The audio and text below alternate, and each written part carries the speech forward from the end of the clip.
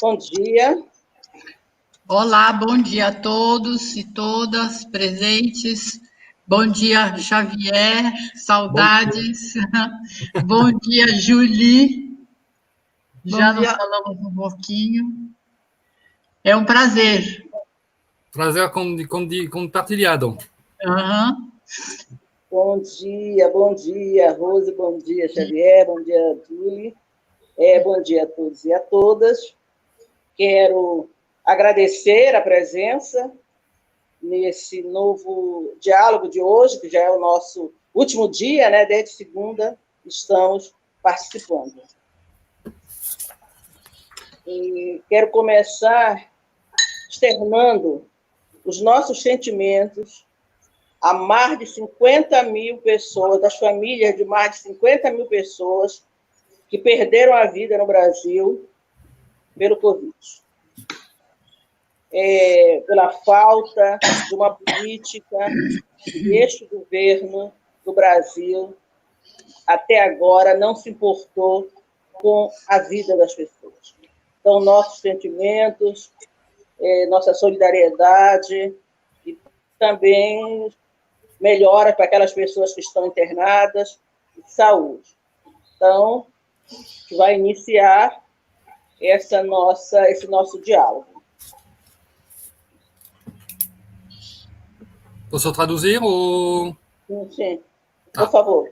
Alors, elle a commencé donc l'intervention, Eunice Iléa, en tant que médiatrice de ce dialogue, on va dire, en parlant et en demandant que soient remémorées les 50 000 personnes qui ont perdu la vie en raison du Covid, en raison du virus Covid-19.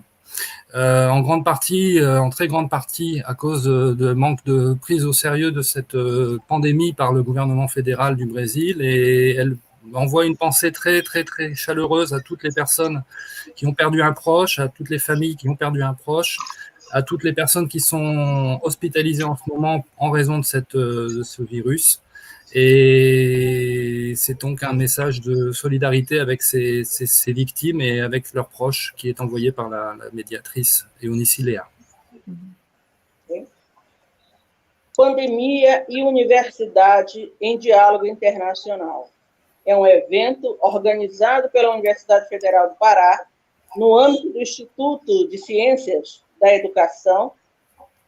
Quero cumprimentar a direção, professora Selma Pena, e professor Carlos Nazareno Borges. Alors, donc, on commence avec cette présentation du cercle de dialogue pandémie et université. Eu não lembrei o nome do professeur Carlos Borges, sous l'égide du professeur Carlos Borges. Et donc, on en est effectivement à présenter cette première partie, ce dialogue qui est dans le troisième jour de ces cercles de dialogue. On en est au troisième jour et effectivement, c'est sous l'égide de ce professeur-là. Quero também cumprimentar a direção da Faculdade de Educação, que é uma das promotoras, professora Celi Bahia, e professor Salomão Age, que é o nosso coordenador executivo. Parabéns. Alors, elle veut aussi saluer la direction de la faculté d'éducation, sachant que précédemment, c'était l'Institut éducatif, qui est un peu l'UFR, on va dire, de l'Université fédérale du Pará. L'Institut éducatif qui regroupe à la fois donc, l'éducation et l'éducation physique. Là, elle remercie donc Salomon Agi et Celi Bahia, qui sont directeurs et co-directeurs de la FAED, qui est donc fait de la faculté d'éducation. Et voilà. Também quero cumprimentar a professora Maria da Conceição Costa e o professor Hélio Pinheiro, da direção da Faculdade de Educação Física. Et elle veut remercier également les professeurs de la faculté d'éducation physique, qui sont... você pode lembrar o nome dos professores, os nomes? Conceição Conceição Costa. Conceição Costa, professeur donc, de la faculté d'éducation physique. Wellington Pinheiro. Et Eliton Pinilho. Et donc, elle veut les saluer. Também as coordenadoras do programa de pós-graduação em educação, professoras Vera Jacó e professora Lúcia Isabel da Silva. Essas unidades e subunidades são as promotoras do evento. Alors, elle salue également donc 2 professeurs, Vera Jacob, comme promoteur de l'événement, et outra professora, além da Vera Jacob, et a professora Lúcia Isabel. Lúcia Isabel. Lúcia Isabel. E a todos os colegas, os professores, professoras, os estudantes, corpo técnico, a turma da tecnologia, do apoio aí que tem nos dado para colocar esse evento tão importante e tão grandioso nesse momento que a humanidade está vivendo no século XXI. Et elle veut remercier également donc tous les personnels techniques, les collègues, professeurs, étudiants de l'Institut qui sont là avec nous, qui participent ou ne participent pas en tant qu'auditeurs, et qui sont là, et qui c'est pour nous une chose très importante dans ce moment très particulier du XXIe siècle. Então, hoje é dia de Brasil e França. Aquela lembrança nossa de 1998, né? Perdemos a taça da França, né? Eu estava lá e vi como é que foi triste para nós estarmos lá. Mas hoje não é competição, hoje é um diálogo entre a França e o Brasil. Aqui o Brasil tem uma relação muito forte com a França. Alors, en gros, il y a 20 ans, enfin 24 ans maintenant, il y avait une compétition entre la France et le Brésil au niveau footballistique, et la France avait gagné la mise ce jour-là, enfin cette année-là, en 1998. Mais aujourd'hui, ce n'est pas un jour de compétition, c'est un jour qui rappelle effectivement qu'on est en dialogue et qu'il y a une relation très forte entre le Brésil et la France. Et c'est cette relation qu'on va continuer de construire aujourd'hui. E aqui mesmo no Pará, nós temos muitas lembranças, né, da França na época da colonização, no auge da borracha, aqui na Praça da República, centro de Belém, onde eu estou. Temos nosso Teatro da Paz e vários monumentos aqui que lembram essa fase da colonização francesa aqui.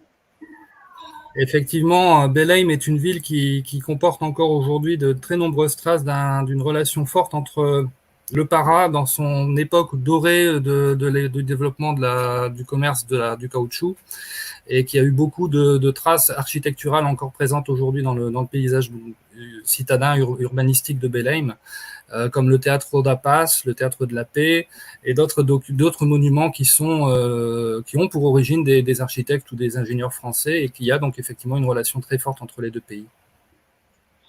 Havia uma cultura francesa muito forte, depois foi trocada aí pela cultura imperialista americana, mas francês é estudado nas escolas, lojas com nome franceses, a comida, a arte, cultura.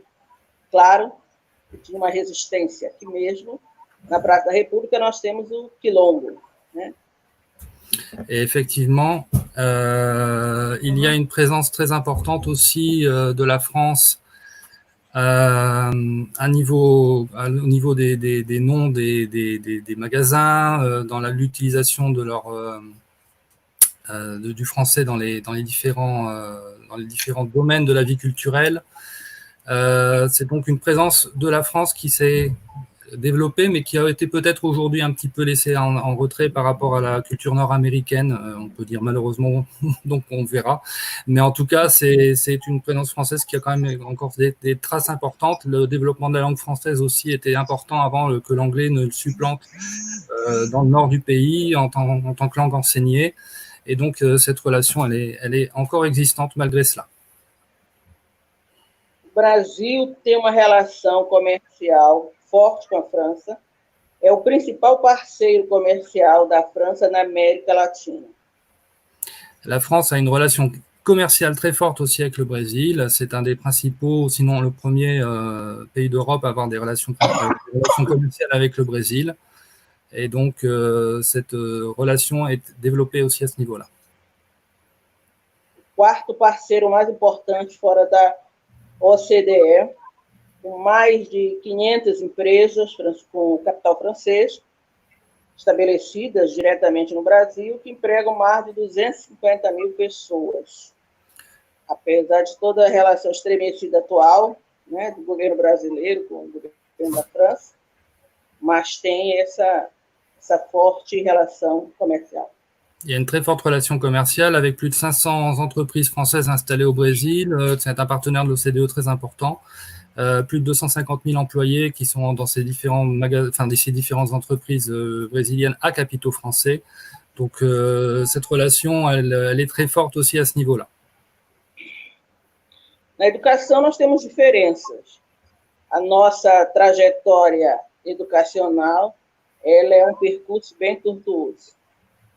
As pessoas entram, saem, são expulsas, muitas vezes da escola, pela pobreza, pelo racismo, voltam novamente, vão ao mercado de trabalho, saem, voltam, diferente da França. Et dans le parcours éducatif des personnes, dans le parcours de formation des personnes, il y a une différence assez importante entre le Brésil et la France. Sur le plan de la trajectoire des personnes qui, au Brésil, rentrent à l'école, et puis en sortent avant d'avoir terminé ou le cours secondaire ou d'autres types de niveaux d'enseignement, vont sur le marché du travail, sont expulsés pour des questions de racisme de l'école ou pas, enfin, ou de conditions économiques, retournent sur le marché du travail pour avoir les conditions économiques pour survivre, retournent à l'école plus tard, finissent le cours en modalité de cours du soir, puis rentrent à l'université, puis travaillent en même temps qu'elles sont à l'université. Enfin, donc le cursus d'un étudiant standard brésilien n'a pas du tout la même, linéarité que celui d'un cours d'un étudiant français. Muito bem. Quanto à educação da França, a professora Julie vai nos falar daqui a pouco. Et quant à l'éducation donc française universitaire, on va en parler donc à partir de maintenant. A professora Julie Deville trabalha com as relações entre educação e trabalho social e gênero. Na França, essas áreas estão dentro das ciências da educação. Uhum. E também tem uma linha pedagógica, né, no sentido nosso aqui do Brasil, e uma linha mais próxima, que é chamada de serviço social no Brasil. Alors, Julie Deville, donc professeure de l'Université de Lille, travaille essentiellement sur les questions de relation entre le travail et l'éducation, le travail et le genre, l'éducation et genre. Et grosso modo, voilà, c'est à peu près ce qui a été dit. Elle travaille également donc au niveau de l'université dans un cours qui s'appelle Sciences de l'éducation, qui correspond plus ou moins à ce que serait la pédagogie au Brésil, sauf qu'on y rajoute une dimension de service social, c'est-à-dire de travail social, qui ne correspond pas à ce que se fait au Brésil en termes d'éducation, enfin en termes de pédagogie. Pédagogie, au Brésil, c'est véritablement l'enseignement dirigé vers l'école, l'université, le lycée, alors que chez nous, on inclut la dimension service social, enfin, travail social. Seu itinerário a levou da etnologia à sociologia urbana, depois à sociologia da educação. Son itinéraire l'a emmené de l'ethnologie, de l'anthropologie ou de l'ethnologie, on va dire, à la science, à la sociologie éducationnelle et à la sociologie, ultimo, che foi sociologia? Sociologie de l'éducation. De l'éducation, voilà. A sua tese em sociologia, em 2003, trata dos efeitos cruzados da escolaridade no ensino médio e da sociabilidade entre colegas na construção de posições sociais de gênero de meninas e meninos de distrito da classe trabalhadora, aprendidos através du prisma de uma atividade de apoio escolar. Ouf. Alors, donc, c'est pas la peine que tu me traduises, je pense que je sais ce qu'elle a, voilà, ce qu'elle a trouvé comme source. Voilà, elle a repris. Ne t'inquiète pas pour la traduction de cette partie-là. Alors, je vais reprendre ce que j'avais donné et je vais le traduire tout de suite, ça sera plus simple. Voilà, alors, donc sa thèse, la thèse de Julie, j'essaie de le remettre, travaille en gros les effets croisés de la scolarité dans l'enseignement secondaire et la sociabilité entre les collègues dans la construction de positions sociales de genre entre jeunes filles et jeunes garçons dans un environnement de la classe travailleuse, de la classe populaire, et qui apprennent à travers du prisme d'une activité de soutien scolaire. Voilà. Os projetos de pesquisas estão focados em aprofundar o tema do apoio escolar. Les projets de recherche de Julie donc, sont liés maintenant plus dans l'approfondissement du thème du soutien scolaire. Ela lecionou sociologia, depois ciências da educação no âmbito acadêmico, mas também foi formadora em várias escolas de serviço social. Alors, elle a enseigné la sociologie, ensuite les sciences de l'éducation dans l'environnement universitaire, mais elle a été également, donc Julie, formatrice de diverses écoles de services social, de travail social. A professora tem engajamento político junto com os professores, professoras, estudantes da Universidade Lille, onde ela leciona. Et Julie, donc, en tant que professeur, a aussi un engagement politique auprès de ses partenaires, enfin de ses collègues professeurs et aussi du monde académique plus en général. Un engagement qui l'amène à être dans la lutte pour les droits des professeurs et pour la qualité de l'enseignement et de l'enseignement supérieur en particulier. Defendendo aí a pesquisa, a universidade na França, frente ao recuo enorme provocado por projet de lei. Elle lutte également donc pour la qualité de la recherche, la qualité de l'enseignement dans l'université, se positionnant également face à une loi qui est un recul assez important, voire très important pour la recherche et l'enseignement universitaire, qui s'appelle ici la LPPR, la loi de programmation de la recherche, loi pluriannuelle de programmation de la recherche. Inclusive, também lutando contra as violências policiais raciais na France. Et également se positionne de façon explicite contre la violence policière raciale qui a lieu maintenant en France, qui existe en France, mais qui existe évidemment dans plein d'autres pays et qui fait l'actualité aujourd'hui. Tem várias publicações, entre essas, sobre as relações familiares, sobre padrão escolar, código juvenil, meninas invisíveis em bairros populares. Foi uma tradução aí, não sei se é bem isso, Xavier, mas isso. É nesse sentido. Et donc, parmi les publications de Julie, donc ça, c'est quelques publications qui parlent du contexte familial, de la norme scolaire et des codes juvéniles, des jeunes filles invisibilisées dans les quartiers populaires. Mais peut-être Julie a-t-elle quelque chose à rajouter, parce que à ce niveau de publication, je ne sais pas. Oui, parce qu'en fait, c'est des publications qui sont un petit peu plus anciennes. Je pense que Eunice a regardé ce qu'elle a pu trouver, qui était peut-être... Alors, que j'ai publié plus récemment portait sur l'éducation à l'esprit d'entreprendre en France. Donc, et également sur des trajectoires d'enseignants qui sont allés faire des stages en entreprise. Et là, mon prochain projet de recherche serait plutôt sur la formation tout au long de la vie à travers l'étude de ce qu'on appelle en France la validation des acquis de l'expérience. Donc, bon courage pour traduire. Ouais, não, ma vogliamo.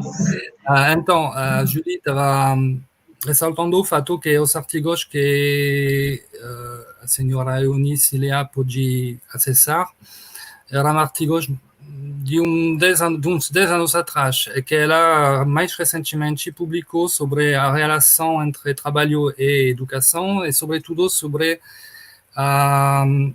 como dizer, o espírito de empreender na educação.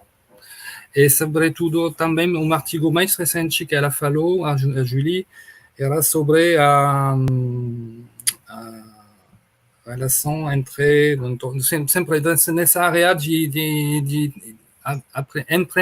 empreendedorismo e educação. E ela vai se dedicar mais agora à relação entre formação ao longo da vida e as possibilidades que existem ou não nesse país de se formar ao longo da vida, e vai trabalhar mais nesse sentido de trabalho e educação. Ok, professora. Um bom dia, seja bem-vinda. E agora eu vou passar para a professora Rose, que está dividindo comigo esse diálogo, para também falar um pouco desta manhã. Pronto? Olá, então, bom dia novamente para todos. É um prazer estar aqui, prazer de novo estar com o Xavier e conhecer a Julie, pelo menos à distância. E para a gente adiantar, porque já estamos há meia hora aqui, né? E ter a Julie poder falar mais, vou colocar a nossa dinâmica como a gente está fazendo. Nós estamos fazendo 2 perguntas para todos os participantes externos, e aí você tem por volta de 50 a 60 minutos para fazer a sua exposição.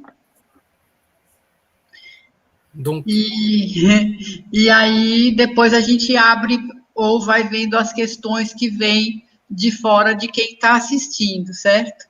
As questões são, Xavier, de que modo que a Universidade de Lille vem lidando com essa situação da pandemia, né?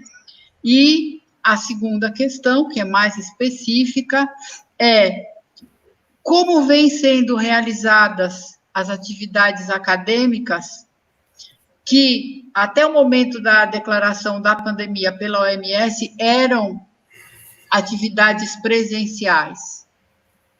Ok. Alors, foi claro? Vou talvez pedir para repetir a primeira, mas já vou falar da segunda questão, que é mais recente. Va y avoir 2 questions auxquelles donc Julie tu vas pouvoir répondre, et ensuite il y aura une présentation d'une cinquantaine, soixantaine de minutes pour que tu puisses exposer plus généralement les faits que tu as préparés et que tu veux présenter.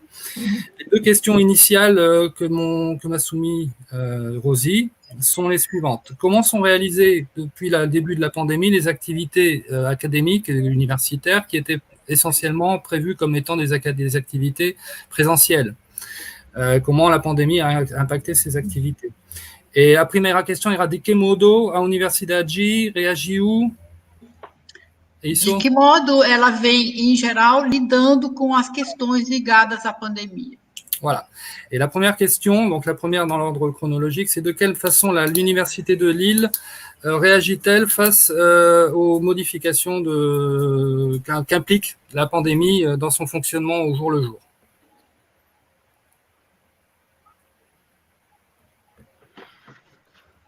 Bon, alors je voudrais tout d'abord très rapidement remercier tous les organisateurs de cette conférence, dire que je suis impressionnée de parler devant un si nombreux public, même si je ne les vois pas, et aussi m'associer aussi au message de solidarité envers le Brésil qui a été exprimé par le professeur Eunice Lea. Et bon, je vais après répondre aux 2 questions et puis on va pouvoir commencer. Ok. Alors, a professora Julita, já começando agradecendo muito a oportunidade que lhe é dada de se expressar frente a público tão numeroso e está também lembrando da solidariedade que a Unicilea expressou em relação aos mortos que o Covid-19 fez no Brasil, e está fazendo no Brasil. Alors, pour ce qui est de la première question, comment l'Université de Lille a-t-elle réagi aux modifications? Alors, ce qu'on peut dire, c'est que ça a été vraiment... on a dû gérer cette situation au jour le jour, en fait. On se doutait quelques jours avant qu'il y allait avoir un confinement, mais quand même, les choses ont basculé très rapidement en France entre une situation où tout semblait normal et une situation où nous avons été confinés. Donc, il y a eu effectivement une gestion qui a été progressive et qui, aujourd'hui encore, laisse beaucoup de questions sur la suite. Então, sobre essa questão de que modo a Universidade de Lille lidou com a pandemia, a professora Julie está lembrando de que na universidade se sentia, no início de março, que algo ia acontecer, mas que foi bem repentino o modo de decidir do confinamento pelo governo. E alguns dias antes desse confinamento, os professores já sentiam que ia acontecer algo, que ia passar de uma situação de, entre aspas, normalidade a uma situação de emergência. L'université, dans ce contexte-là, a fait, on va dire, comme elle pouvait, d'autant plus que certaines personnes, y compris dans l'université, ont été malades ou ont été en difficulté pour travailler. Donc, je pense qu'il est difficile de critiquer l'institution, mais voilà, nous avons parfois eu l'impression d'être dans un grand flou sur, malgré les efforts qui ont été faits par toute la structure de l'université, d'être vraiment dans l'incertitude. Apesar da decisão bastante rápida de fechar o acesso aos estudantes e aos professores tomada pela instituição universitária, acadêmica, o sentimento que predomina é também um sentimento de hesitação entre duas possibilidades de comportamento frente a essa pandemia. Mas deve ser ressaltado também e, sobretudo, que a universidade fez o que podia fazer e fez, numa certa parte, o que era necessário fazer. Et donc, pour répondre à la seconde question, depuis le milieu du mois de mars, tous les enseignements sont réalisés à distance. Les étudiants et les personnels se sont vus interdire de venir sur le campus, c'est-à-dire les campus universitaires ont été fermés aux étudiants dans toute la France et seuls les personnels dont la présence était strictement nécessaire au fonctionnement des infrastructures sont venus.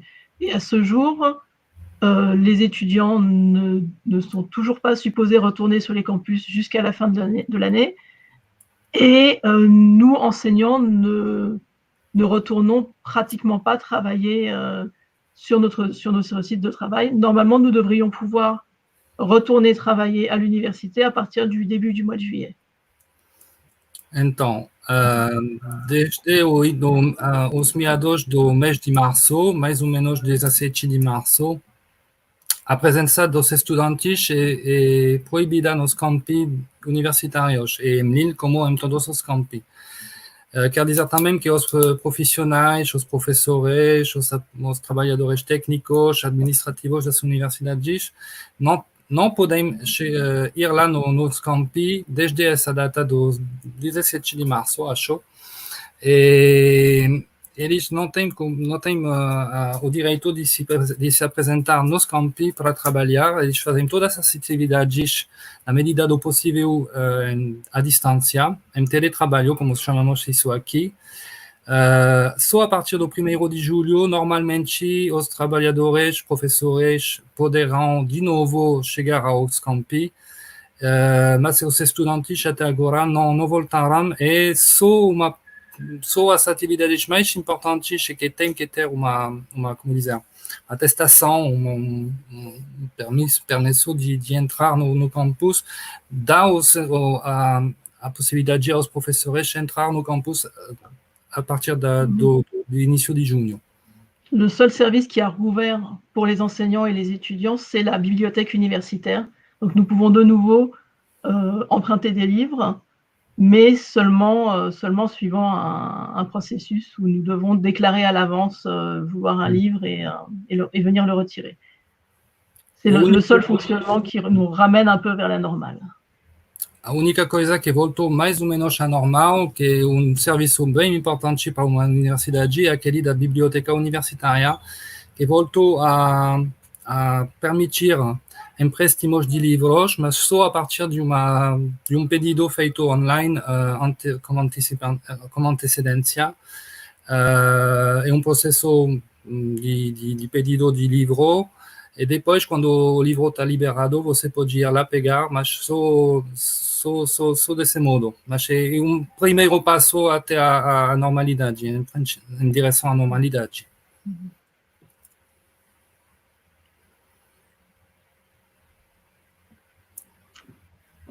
Donc, Xavier, tu penses que je peux commencer mon exposé global, là? O exposto principal da professora pode começar agora, o que ela pensava de fazer, a exposição principal dela.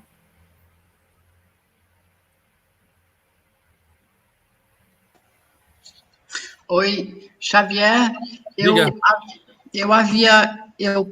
fiquei tão assim para a gente começar logo, que eu pulei uma questão importante, que para ela poder antes situar um pouco a questão do enfrentamento da pandemia na França, para que a gente pudesse comparar um pouco também como que a gente está vivenciando isso aqui e aí também na França. Desculpa.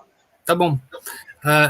Rosie me posait une dernière question, qui était une question en fait qui était peut-être la première, celle de savoir comment la France en général, l'État français et les différents niveaux de décision administratifs et politiques ont pris en compte la pandémie et comment ils l'ont affrontée. D'accord. Alors, la France est un pays qui est quand même un pays relativement centralisé, donc les décisions qui sont prises au niveau national par un ministère s'appliquent normalement sur tout le territoire. Donc, en France, les décisions, par exemple, de fermer les écoles ont été prises pour tout le territoire. Pareil pour les universités. On a eu parfois en France le sentiment d'une discordance entre le président, le Premier ministre et les différents ministres. C'est-à-dire qu'on avait des discours qui, quelquefois, semblaient contradictoires. Donc, je pense que ça a ajouté au climat de confusion, on va dire, qui a rendu les choses très complexes. L'interruption des activités s'est faite progressivement par des annonces successives et le déconfinement, aujourd'hui, se fait progressivement par des annonces successives. Et on ne sait pas toujours bien à quoi s'en tenir, en fait. Okay. Então, a Julie ressaltou primeiro o fato que a França, comparativamente com o Brasil, é estado muito centralizado, bastante centralizado. Quer dizer que quando o ministro decide de isolamento social, esse isolamento vai vigorar em todo o território nacional. Por isso, quando o ministro da Educação decidiu de fechar as escolas, essa medida foi tomada por todo o país. Então, quer dizer que nenhuma escola podia ficar aberta, apesar das decisões do ministro. Apesar dessa relativa homogeneidade do país, em termos de centralismo do poder, se houve uma certa discordância entre primeiro-ministro e ministros, primeiro-ministro e presidente, com anúncios que não eram sempre concordantes, que não sempre davam uma ideia bem clara do que o governo queria fazer. E isso deu uma certa ideia de confusão entre anúncios que não estavam entre 2 dias, 3 dias, um depois do outro, bem claros no que o governo queria que os franceses fizessem. Mas teve uma certa, como dizer, lógica no fato de entrar no confinamento, no isolamento social, e teve também uma certa lógica em sair desse isolamento social por passos progressivos até agora. Et je peux rajouter quelque chose quand même qui concerne plus les écoles, mais un petit peu l'université. Les enseignants au niveau scolaire ont été très perturbés et pour certains, d'ailleurs, ont exprimé un mécontentement parce que le matin, leur ministre leur disait l'école ne fermera pas, le soir, le président disait les écoles vont fermer. Et quand les écoles ont commencé à rouvrir, d'ailleurs, il y a quand même eu quelques distinctions selon les régions, mais assez peu. Quand les écoles ont commencé à rouvrir, il y a eu tout un protocole qui a été donné aux écoles, mais le protocole arrivait à chaque phase de déconfinement, à chaque phase où on pouvait accueillir plus d'élèves, le protocole arrivait très tardivement. Et donc, voilà, les personnels de l'éducation ont été quand même soumis à une assez rude épreuve à ce niveau-là. Et l'université n'y a pas été soumise parce que nous n'avons pas encore recommencé les cours, mais nous craignons pour la rentrée être aussi dans quelque chose de très discordant. E essa discordância que a Julie estava falando, se mostra mais claramente quando você imagina o fato de ministro da Educação na manhã dizendo que as escolas não iam fechar e o presidente na mesma noite dizendo que as escolas iam fechar. Isso foi no dia 13 ou 14 de março que aconteceu. E isso fez com que as escolas tiveram que enfrentar uma situação bem complicada, porque não eram de jeito nenhum preparadas para fechar do dia para o outro, e quando se voltou às aulas, depois de 2 meses de confinamento, foi também como protocolo que era bem complexo, normal, isso é normal, e faz parte das necessidades de frente a uma pandemia, mas também, sobretudo, o fato é que o protocolo era entregue às escolas muito tardiamente, com muito atraso. Então, quer dizer que os professores tinham que se adequar a medidas sem ter o tempo de materialmente fazer que sejam aplicáveis. Isso deixa pensar que a volta para as aulas da universidade vão ser difíceis também lá em setembro, se voltarem. Até agora não sabemos como vai acontecer, mas quando vai acontecer, arrisca ser bem complicado também. E foi um motivo de descontentamento dos professores e dos professores das escolas. Plus largement, puisque tu parles de mécontentement, je pense qu'on doit souligner quand même à quel point beaucoup de membres de la fonction publique, que ce soit au niveau de l'enseignement supérieur, mais aussi des hôpitaux, ont eu le sentiment vraiment d'un manque de considération du pouvoir politique, avec une porte-parole du gouvernement qui, par exemple, faisait des déclarations comme si les enseignants ne travaillaient pas alors qu'ils travaillaient à distance, avec, maintenant que nous sommes déconfinés, des journalistes de certaines tendances politiques qui cherchent presque des coupables à dire que certains enseignants n'ont pas assez fait cours. Et je pense que le mécontentement social en France n'est pas près et le ressentiment n'est pas près de s'éteindre par rapport à certaines choses qui ont été dites sur les membres de la fonction publique et qui n'auraient jamais dû être dites. Ouais.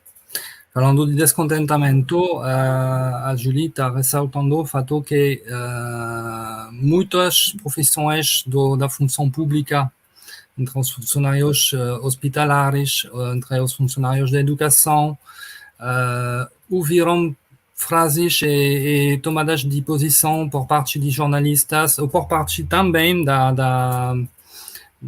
de uma responsável do governo que é responsável pela comunicação do governo, que deixava entender que os professores não trabalhavam durante o confinamento, os jornalistas falando que professores eram responsáveis pelo abandono escolar, a evasão escolar durante a pandemia, muitas coisas que não deviam ser faladas, ser ditas, e que deixam descontentamento social que não vai se apagar, não vai se apagar e não vai se esquecer facilmente.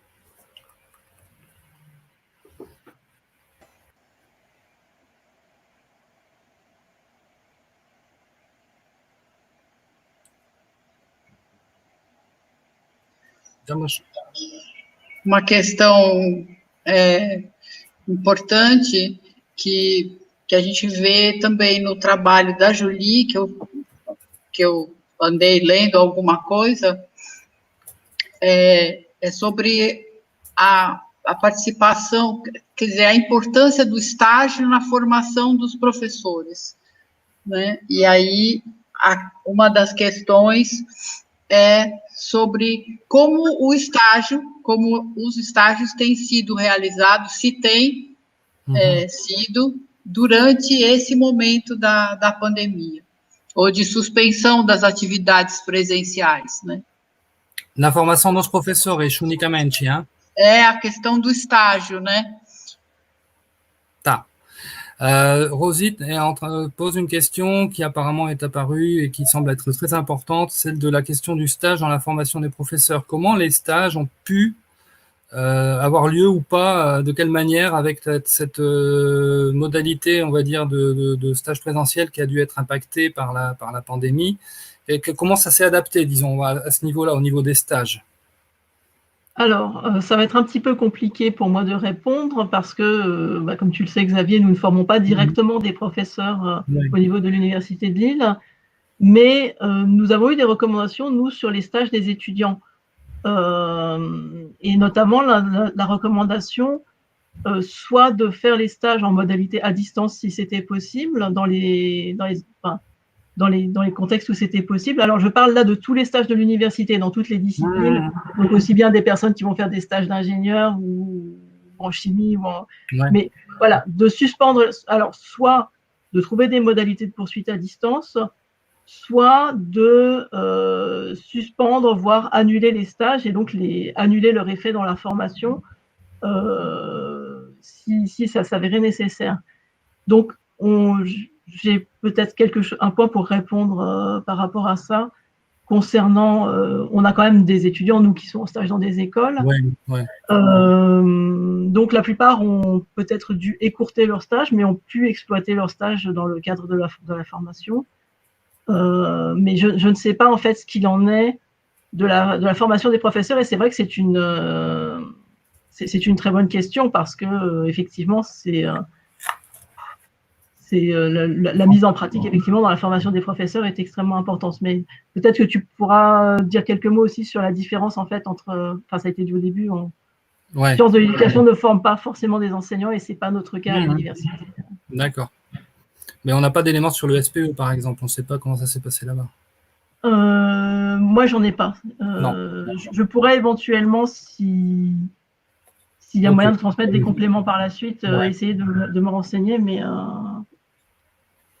Então, vou retomar o que foi dito agora. A professora Julie estava falando de que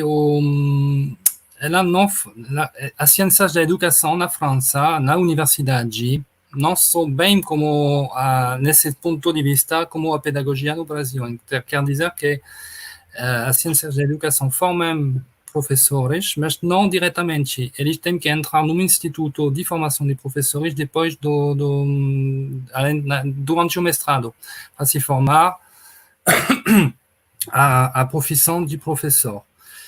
Por isso, os estágios que a Julie pode ilustrar, falar em termos universitários, são os estágios dos estudantes da Universidade de Lille que têm quase todas as formações têm um estágio para ser feito.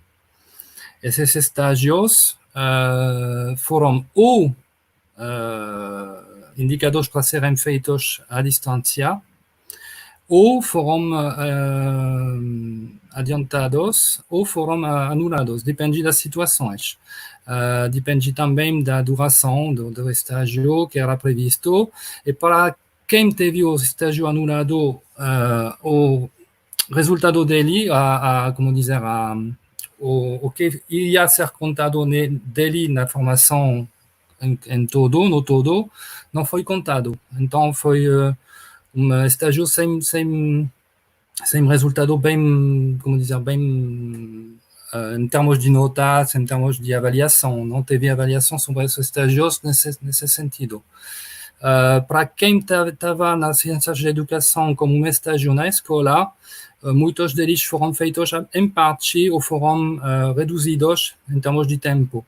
Mas não temos esses dados para o Instituto de Educação, para o Instituto de Formação de Professores. A gente não tem esses dados sobre os estágios dos professores mesmo. Tu peux ajouter une chose, c'est que les stages en France sont soumis au droit du travail, donc de toute façon, il y avait une notion en fait de mise en danger des personnes qui faisait que tout ce qui aurait dû se dérouler en présentiel effectivement a dû être interrompu. Ça a été un petit peu différent dans d'autres domaines, en travail social par exemple, où certains stagiaires ont pu être mobilisés, ou dans les études de médecine aussi, où il y a eu des mobilisations, mais sinon les stagiaires bénéficiaient d'une sorte de droit de retrait en quelque sorte. D'accord. O estágio, ela está precisando que o estágio no direito francês é tipo um contrato de trabalho. Então, quer dizer que você tem um direito de se afastar quando tem uma situação de perigo, direto ou indireto, sobre a sua saúde, a sua segurança. Quer dizer que esses estágios eram compreendidos como tipo de trabalho, tipo de trabalho. Só por alguns âmbitos, como o trabalho social, o serviço social ou a medicina, em que os estagiários tiveram que fazer uma parte do trabalho enquanto formados nas áreas de combate à pandemia.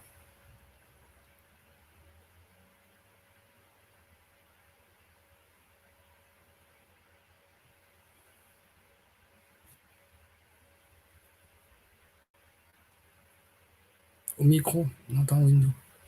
O micro, professora. Se eu ouvi estágio à distância, ouvi isso ou não? Ouvi? Tá. Teve alguns. E como é que eles como foi pensado, como é feito, né? Como é realizado? Se eu entendi bem, né?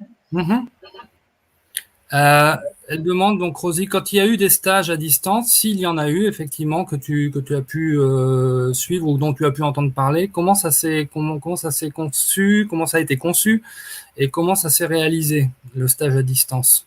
Alors, dans mon domaine, je n'ai pas connaissance de ce type de stage, puisque en sciences de l'éducation, on fait des stages qui sont beaucoup basés sur l'observation, donc ça n'aurait eu, je pense, aucun sens. Et je n'ai pas d'éléments là-dessus. C'est pour moi un mystère comment on peut faire un stage à distance. Mais il y en a dans différents...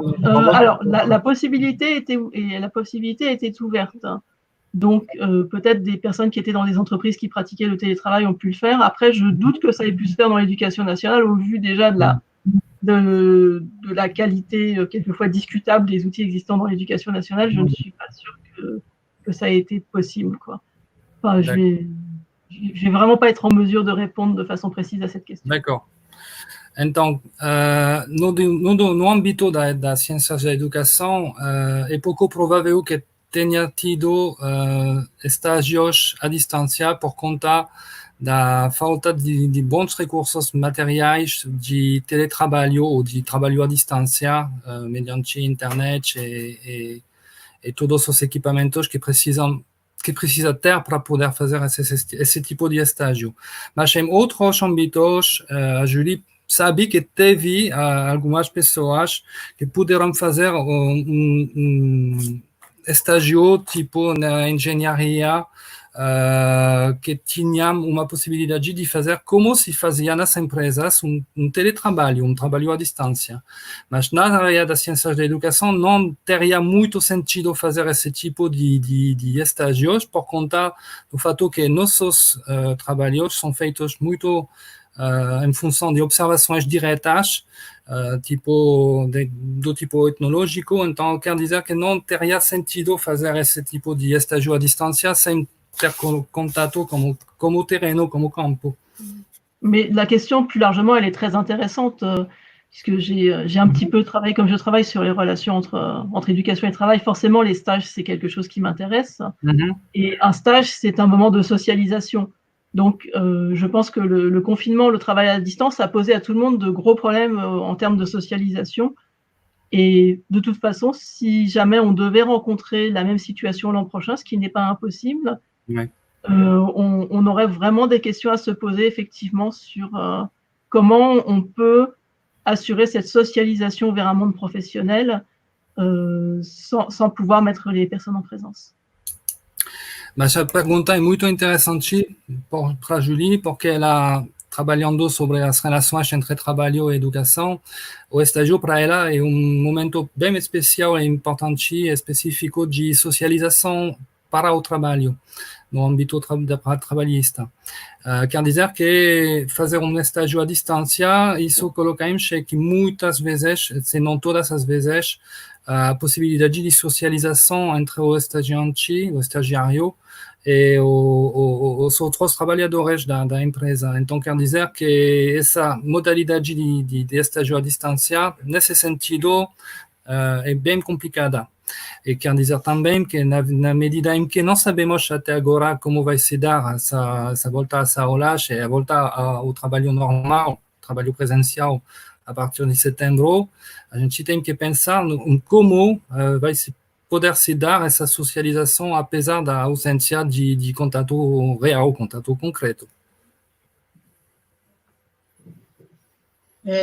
Duas questões da Aparecida Nery de Souza que dizem respeito à questão do ensino à distância ou do ensino remoto.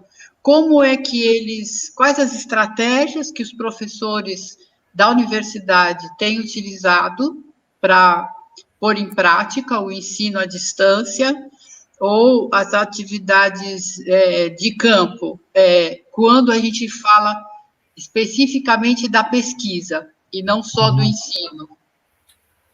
Alors, question concernant plus les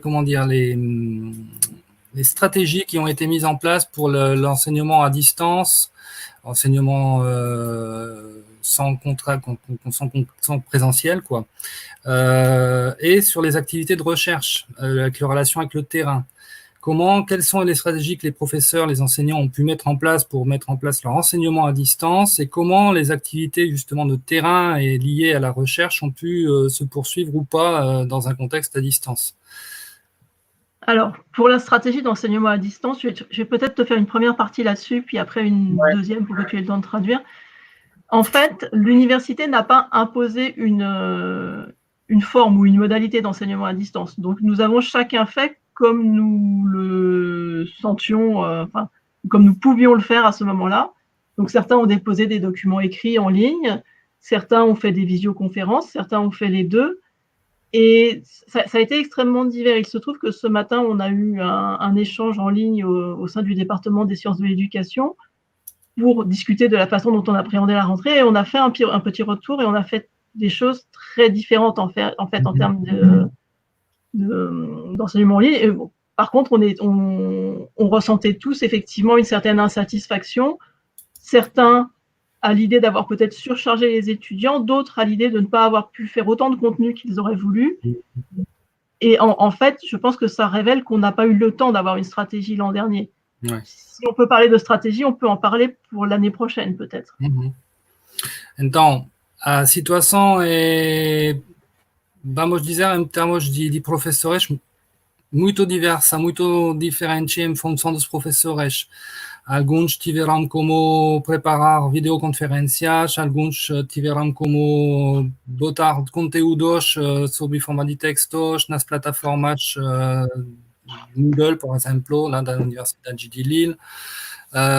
Alguns tiveram a impressão de sobrecarregar os alunos de conteúdos, outros não, de não ter como passar o conteúdo que eles queriam. Isso foi o resultado de uma roda de conversa entre professores das ciências da educação dessa manhã, que tiveram como expressar as dúvidas, as dúvidas e as ideias que eles tinham sobre o que acabava de ser realizado pela universidade em termos de ensino remoto a partir do início da pandemia em março.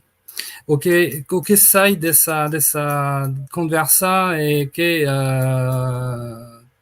estratégia não teve, na verdade. As pessoas foram presas com muita pouca antecedência para preparar uma estratégia. Foi uma reação mais, como dizer, ligada a uma emergencial do que uma estratégia bem propriamente falando. Também pode ser que tenha uma estratégia mais planejada a partir de setembro, sabendo que tem risco que tenha de novo um confinamento, que isso não é uma certeza, mas não é também uma coisa que não vai acontecer, a gente não sabe, mas que se for outra estratégia, será mais no futuro do que foi no passado. Et pour ce qui est de la recherche, c'est très difficile en sciences sociales puisque ce sont des modalités de recherche où on a besoin de se voir. Je pense que dans certaines disciplines, comme en physique, en chimie ou en biologie, les collègues ont eu accès plus tôt à leur laboratoire de recherche parce que là, ils ne pouvaient pas, mais je n'ai pas forcément beaucoup d'informations sur ce secteur-là. Mais bon, il y a des domaines effectivement où on ne peut pas faire de recherche si on n'est pas dans un laboratoire à faire des expériences. Certains collègues, une collègue a fait une petite recherche sur comment s'est passé le confinement. Elle a fait des entretiens avec des étudiants sur comment se passait le confinement. Donc, elle a essayé de se saisir en fait de ce qui se passait pour faire une recherche en temps réel. Donc, certains ont saisi comme ça des opportunités de recherche, mais globalement, la majorité des enseignants, et là je parle d'un sondage qui a été fait au niveau de la France, alors qui n'est pas forcément totalement représentatif, mais la majorité des enseignants-chercheurs en France ont eu le sentiment de consacrer moins de temps à leur recherche. Et nous avons pu, là, il y a quelques jours, tenir pour la première fois un séminaire de recherche en enseignement à distance, en ligne, on va dire. Mais on a plus échangé des nouvelles, en fait, que vraiment fait des présentations de recherche. Donc, de fait, l'activité de recherche en France a été très, très fortement ralentie et nous n'avons pas encore trouvé les solutions, en fait, pour répondre à cette situation au niveau de la recherche.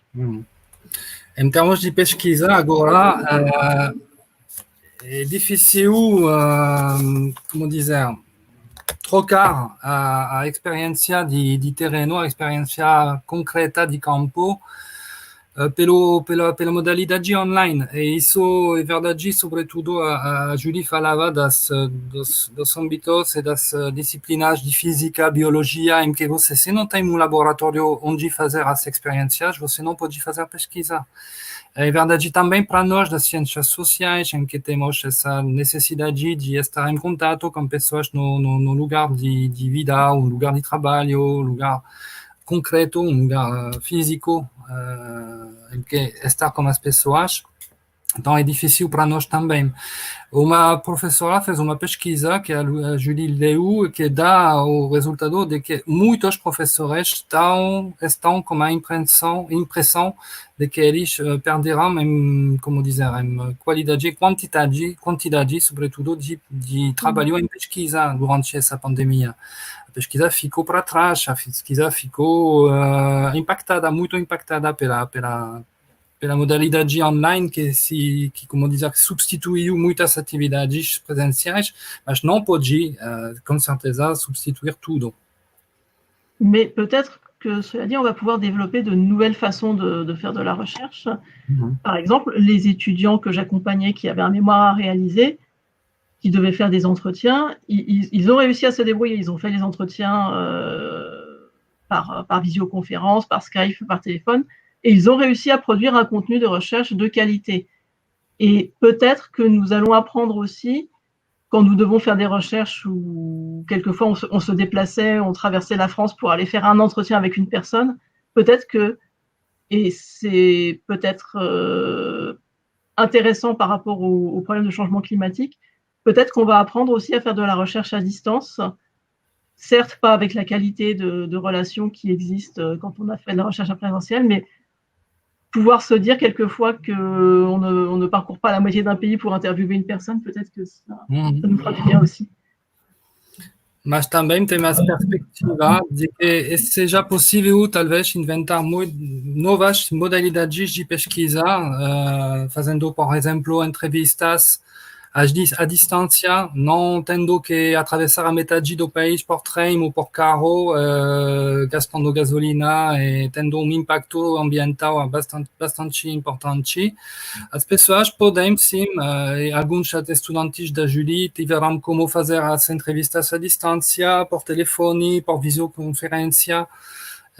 Quer dizer que tem possibilidades de invenção, de inovação a partir dessa experiência da pandemia e que possa ter também impacto positivo em termos de ambiente, nesse sentido de que não será mais necessário atravessar a metade do país pour une simple entrevista. Et nous avions un colloque qui était prévu au mois de mai dernier, en fait, qui devait être un colloque international, et nous allons faire ce colloque en novembre entièrement à distance. Ce sera la première fois qu'on va faire ça. Sans doute d'autres colloques ont choisi la même décision. Alors, ça pose énormément de problèmes techniques, mais effectivement, sur un colloque international, quand on réfléchit à l'impact environnemental, même si les plateformes en ligne ont un impact aussi, on se dit que peut-être déjà ça peut permettre à davantage de personnes là dans le cadre d'un colloque de suivre ce colloque, ça peut réduire les coûts et ça peut permettre une participation internationale qui n'est pas un coût environnemental excessivement élevé. Por exemplo, no mês de maio era previsto congresso, seminário internacional de pesquisadores que foi cancelado por conta da pandemia, mas que vai ter lugar no mês de novembro que vem, mas dessa vez vai ser online, unicamente online. E isso faz pensar no fato de que isso tem custo menor em termos de ambiente, tem custo menor em termos pelas pessoas se deslocarem. Então, quer dizer que tem vantagens também nessa possibilidade de inventar novas formas de se encontrar em torno de projetos de pesquisa, permite uma participação internacional talvez maior a partir das plataformas de internet. Quer dizer que tem possibilidades novas a partir dessas dificuldades que a gente acabou de passar e que está ainda passando.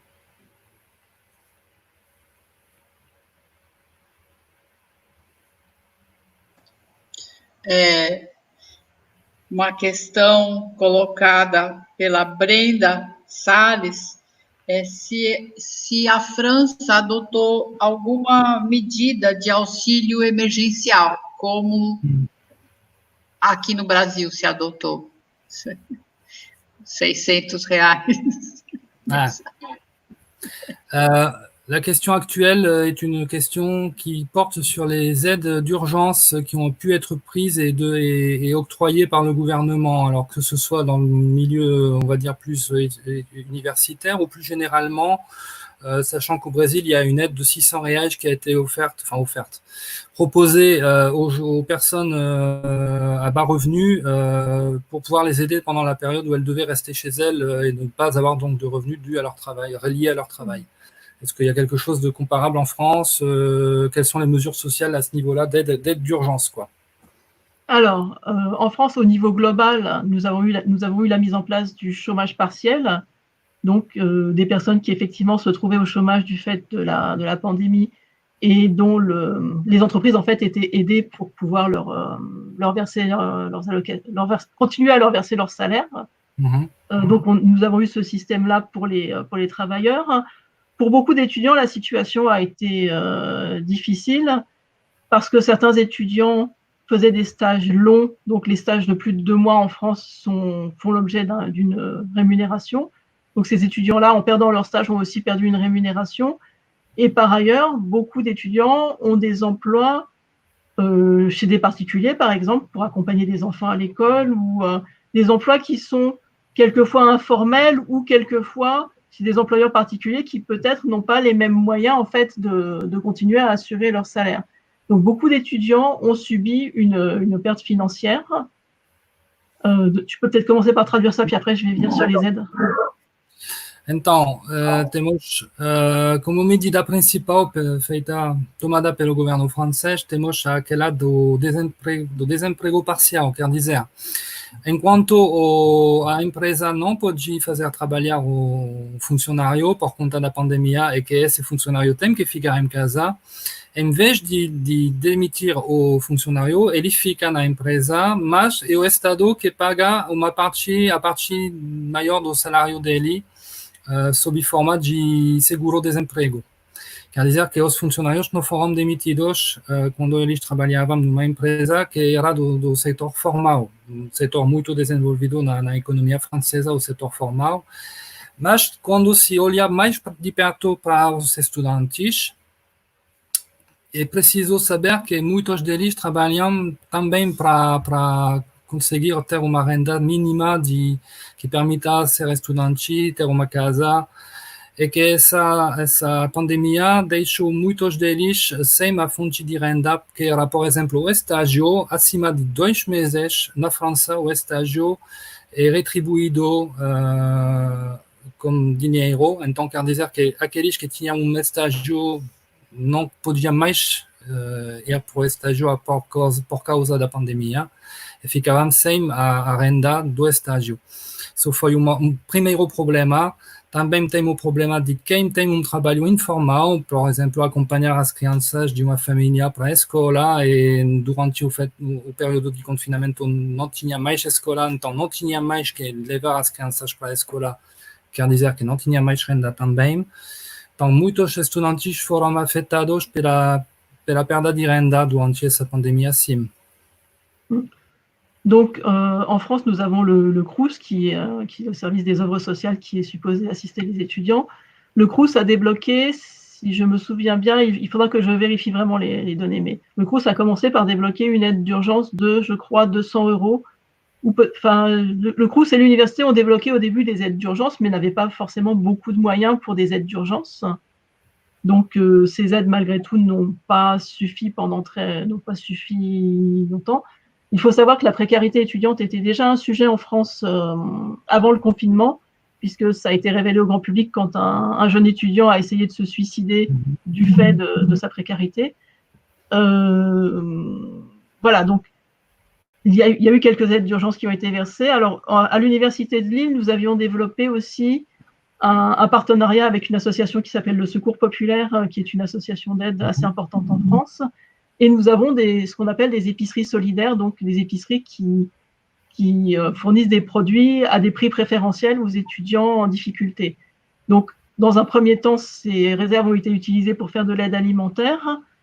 Et ces dernières semaines, certains enseignants volontaires ont aussi assuré des collectes dans des supermarchés pour pouvoir apporter des éléments supplémentaires pour tout simplement soutenir les étudiants qui ont vraiment été touchés par la précarité alimentaire. Voilà, certains étudiants ont dû ne faire qu'un seul repas par jour quelquefois. Nous avons eu aussi un problème d'isolement de certains étudiants qui sont loin de leur famille, soit qui viennent d'une autre région, soit qui viennent de l'étranger, donc qui étaient dans les cités universitaires ou dans des logements indépendants. Et puis, nous avons eu un problème d'étudiants qui, pour certains, n'étaient pas équipés informatiquement ou n'avaient pas nécessairement de connexion Internet. Donc, on a essayé de faire au mieux pour répondre à cette situation, mais les difficultés se poursuivront sans doute à la rentrée, puisque certains étudiants ne pourront pas non plus faire leur petit boulot en été. Donc voilà, la précarité étudiante a été globalement augmentée, malgré ce qu'on a tenté de faire, la précarité étudiante a été fortement augmentée par cette situation. Então, em termos de precariedade estudantil, esse tema já existia e já era conhecido antes da pandemia, quando um estudante, acho que foi em Lyon ou em Lille, não sei mais, acho que foi em Lyon, que tentou se suicidar pelo fogo, por conta da impossibilidade de ter mais do que um prato por dia e de comer normalmente, de se vestir normalmente, de ter um alojamento e de arcar com todas as despesas por conta da precariedade que ele vivia há muitos anos, enquanto estudante.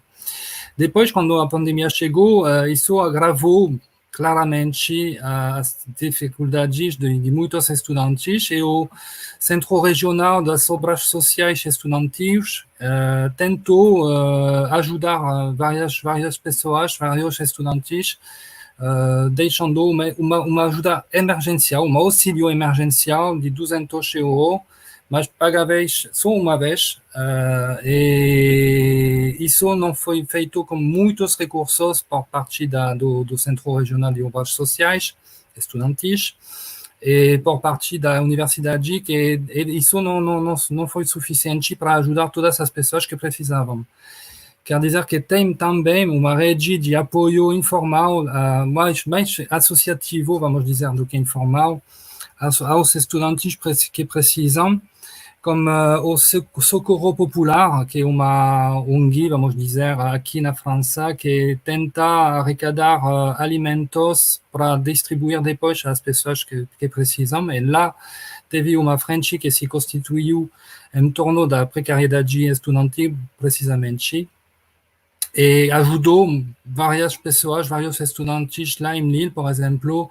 Teve distribuições de alimentos e foram sempre com muitas pessoas que se apresentavam para poder ter esses alimentos, para poder fazer parte dos beneficiários. Tem também uma rede de lojas, vamos dizer, de alimentos solidários que arrecadam alimentos a partir de doações feitas nos supermercados. Tudo isso faz parte de uma, como dizer, rede de apoio aos estudantes que vivem, sim, muitas vezes em situações de precariedade muito cruel. Et il y a actuellement un mouvement de la part des étudiants qui sont logés par le Crous, d'une partie de ces étudiants en tout cas, pour que les loyers en fait soient suspendus pour l'été pour ceux qui restent ou même rétroactivement pour les mois du confinement, parce que même payer le loyer en fait c'était devenu difficile pour les étudiants. Alors pour donner un chiffre, l'université de Lille, on a 67 000 étudiants. Bon, un certain nombre vivent chez leurs parents ou sont adultes et donc ont d'autres sources de revenus, même si ceux-là ont pu être en difficulté aussi. Nous avons, les services de l'université ont aidé, je crois, 2000 étudiants, y compris sur les distributions alimentaires. Donc vraiment 2000 étudiants qui ont été aidés pour subvenir aux besoins les plus quotidiens sur les 67 000 de l'université. Para dar número que seja bem claro em termos de precariedade, na Universidade de Lille tem em torno de 67 mil estudantes. E desses 67 mil, 2 mil receberam uma ajuda por parte da universidade em termos de auxílio emergencial e de distribuição alimentar. Quer dizer que essa realidade não é uma realidade marginal. Não é uma realidade marginal, é uma realidade que como dizer, que toca muitas pessoas muito perto, até pessoalmente, em termos de dificuldades econômicas recorrentes e de possibilidades simples de se alimentar, de se alojar, de fazer as coisas mais básicas da vida. Et nous sommes inquiets en fait pour l'année prochaine aussi parce que certains de ces étudiants dépendent de leurs parents et aujourd'hui beaucoup de personnes en France vont être au chômage, le chômage partiel ne va pas se poursuivre pour ces personnes-là, beaucoup de personnes vont tout simplement être sans emploi Et donc, pour leurs enfants, ce sera plus difficile aussi de poursuivre des études dans de bonnes conditions. Ouais. Tem uma perspectiva ruim também em termos de estudantes pobres que têm uma família que vai ser impactada pelo desemprego, o desemprego parcial que o Estado paga, a diferença entre o que paga o patrão e o que teria que ser pago em termos normais. Esse desemprego parcial não vai continuar em prazos bem curtos. Acho que durante o verão vai terminar essa medida. Quer dizer que muitos estudantes que dependem da família deles vão ser impactados porque a família vai perder renda também. Então, quer dizer que indiretamente a situação global da economia no país, que não é boa, que não vai ser melhor ainda com essa pandemia, vai ser uma situação que vai impactar muitos estudantes que dependem da família. Sachant que peut-être que tu peux préciser, je ne sais pas, Xavier, si au Brésil, on est plutôt sur un système à l'anglo-saxonne où les étudiants payent leurs études très cher ou sur un système à la française? Parce qu'on n'a pas de problème, par contre, de frais d'inscription globalement. Enfin, si, ça peut être difficile pour certaines familles, mais on n'est pas sur des études qui coûtent des dizaines de milliers d'euros à l'année, mais on est réellement sur la vie quotidienne, en fait, et tout simplement manger pendant qu'on fait ses études. Julie, deixo claro que o sistema francês não é sistema em que você tem que pagar 10.000, 15.000, 20.000 euros por ano para se inscrever na universidade e acompanhar as aulas. Isso não é o problema maior do estudante francês, que tem uma anuidade bem baixa para ser paga e não tem que se endividar para estudar. Só que as coisas da vida básica, as coisas, como eu falava, de alojamento, de comida, de roupa, de transporte, de acesso à internet, isso custa muito caro e deixa muitos estudantes para trás em termos econômicos, em termos de igualdade social. E muita precariedade existe também, apesar de não ter que se endividar o estudante para estudar.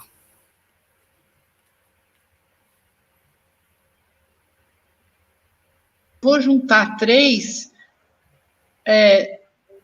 Uma é da Kelly Costa, que lembra a questão dos estudantes ou dos alunos com deficiência, ou com deficiências. Como que se organizaram as atividades especificamente para esses alunos, se organizaram.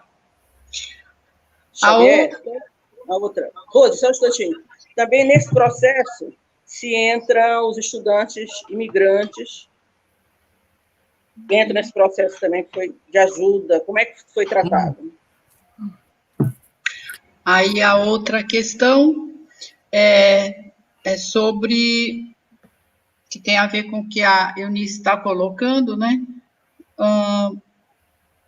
De que modo que a pandemia trouxe um acirramento, que a gente já viu um pouco pela resposta dela, né, que sim, em relação às desigualdades sociais, à violência doméstica, enfim, as questões sociais de uma forma mais ampla.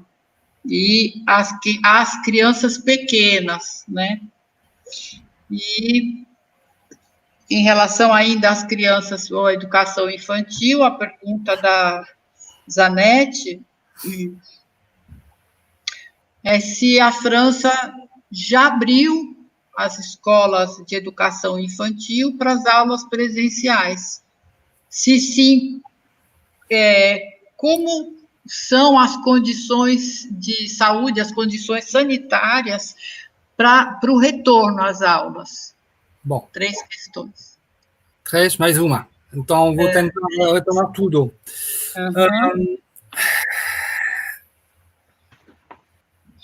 La question, pardon, je parle en portugais, ça va pas faire.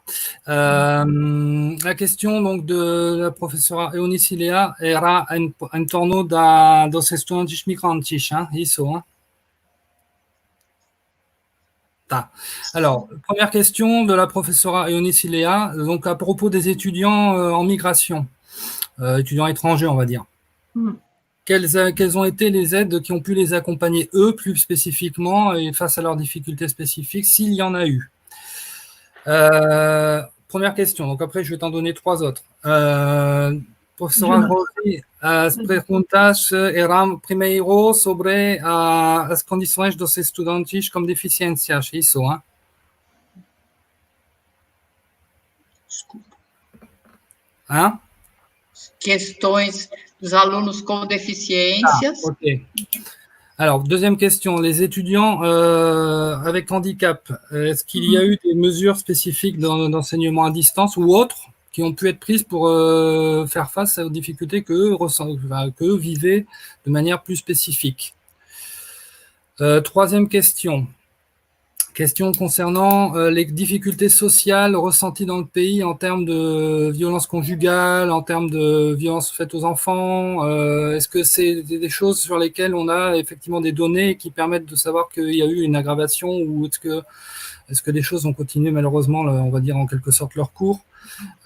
Et plus précisément par rapport aux enfants, quatrième question, est-ce qu'il y a eu un retour des écoles, enfin de cours présentiels dans les écoles? Et si oui, comment c'est donné, enfin, quelles ont été les méthodes qui ont été employées pour ce retour dans les écoles?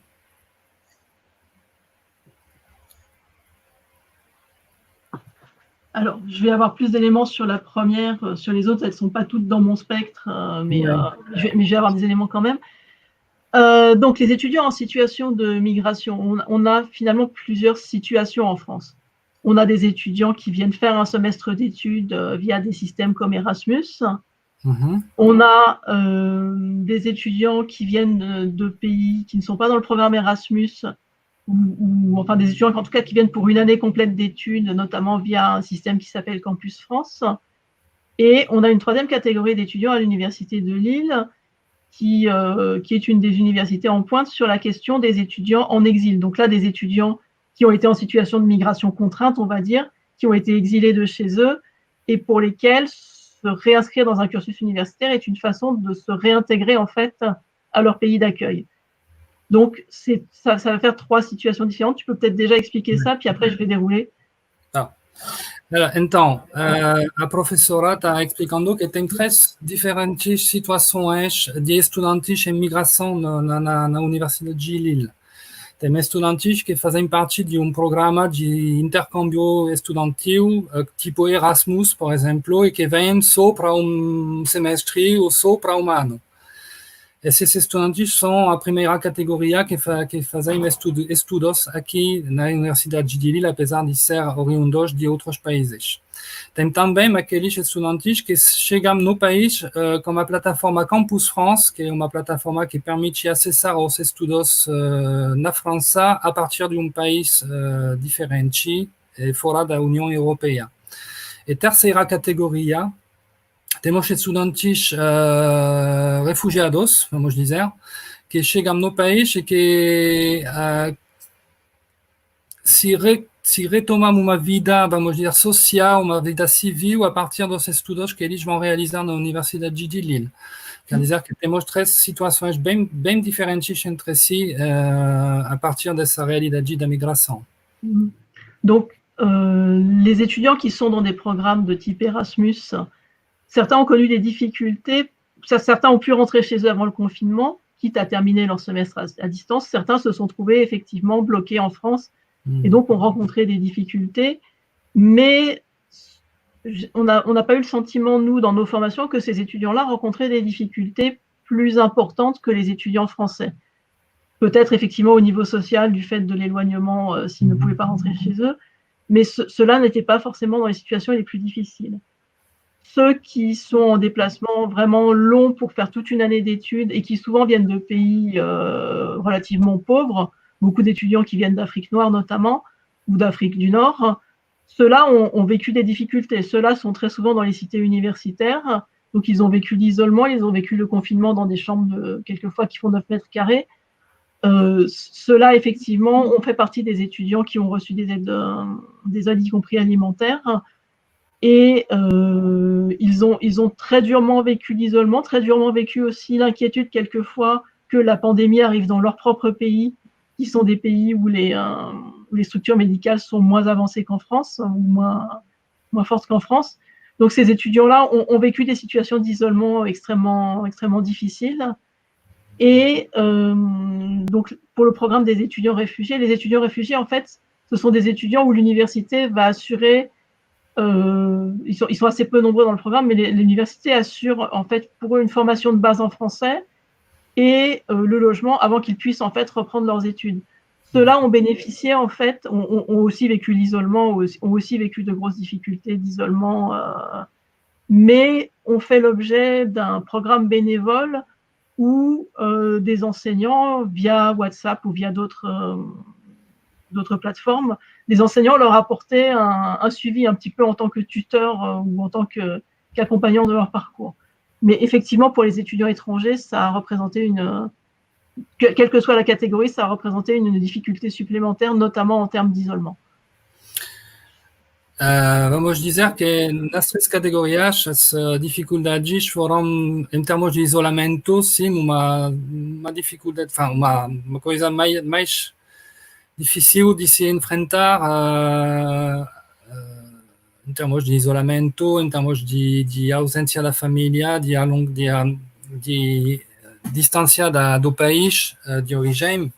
Isso foi difícil de se viver e, sobretudo, quando você olhar para a categoria dos estudantes, vamos dizer, não tanto dos Erasmus, que não deram muito retorno de dificuldades precisas em termos de estudos ou de vida, mas, sobretudo, aqueles que chegam da África subsaariana ou do Maghreb e que são numerosos aqui na Universidade de Lille e que tiveram que enfrentar o isolamento social em quartos de 9 metros quadrados, por exemplo, os quartos do Centro de Obras Universitárias Sociais são desse tamanho. Quer dizer que as condições práticas, materiais de isolamento foram bem difíceis, bem cruéis, bem complicadas. Também em termos de acesso à alimentação, muitos deles tiveram acesso às doações de alimentos, às doações alimentares. E também tem essa categoria dos estudantes refugiados, que eles, antes de chegar a retomar os estudos, vão ser alojados pelo CRUS e vão ter uma formação básica em francês. Eles também tiveram que enfrentar essa dificuldade maior do isolamento social e essa é a dificuldade que perpassa por todas as categorias de estudantes em situação de migração. Alors, pour les étudiants en situation de handicap, on n'a pas eu en fait de directive particulière et c'est un petit peu dommage. Donc, j'ai pas vraiment beaucoup d'informations sur les difficultés qu'ont pu rencontrer ces étudiants-là. Je sais qu'on a en ligne, nous, sur notre espace de travail numérique, on a une sorte de boîte à outils, on va dire, qui contient de nombreux conseils pour les étudiants en situation de handicap. Mais moi, j'ai pas été confrontée à la situation. Je pense que ça a dû être compliqué. Les personnes en situation de handicap en France, de toute façon, ont vécu le confinement de façon difficile, mais j'ai pas d'informations particulières, en fait, sur les étudiants. On a a priori, on m'a pas remonté de difficultés plus spécifiques que les autres étudiants, mais très certainement, il y en a eu qui peut-être sont passés inaperçus. Je vais répondre aussi sur les difficultés sociales en termes de violences faites aux femmes et aux enfants. Les numéros d'appel d'urgence en France ont reçu quand même beaucoup d'appels. Il y a eu des initiatives comme par exemple dans un des centres commerciaux à Villeneuve-d'Ascq, ils ont mis un endroit où les femmes pouvaient venir chercher de l'aide parce que la seule sortie finalement c'était les courses. Donc on sait que la violence domestique a explosé en France. On a du mal à mesurer dans quelle proportion, mais la violence domestique effectivement s'est renforcée. Et très certainement, ça a joué aussi sur des étudiants qui sont en famille et qui ont dû vivre des situations difficiles. Et dernier point, le retour dans les écoles. Là, c'est en train de se faire, donc c'est difficile de faire un retour là-dessus. On estime que les 3/4 des élèves sont retournés dans les écoles, mais certains, effectivement, ne sont pas retournés. Então, em termos de estudantes com problemas de situação de deficiência, vamos dizer, a professora Julie não teve muitos retornos e não teve casos de estudantes que encontraram dificuldades específicas causadas pela deficiência que eles vivem. Foi também teve, sem dúvida, casos que não apareceram para ela, mas que ela não acessou. Quer dizer que as dificuldades, sim, elas são potencializadas também pelo tipo de deficiência que vive a pessoa, mas ela não tem como dizer que teve mais problemas por seus alunos, por seus estudantes, pelos estudantes dela, em função dessas deficiências. Ela sabe que tem no espaço numérico de trabalho dos professores uma caixa de ferramentas específicas para estudantes com situação de deficiência, mas ela nem teve como que acessar a essa caixa por não ter casos específicos relacionados às deficiências.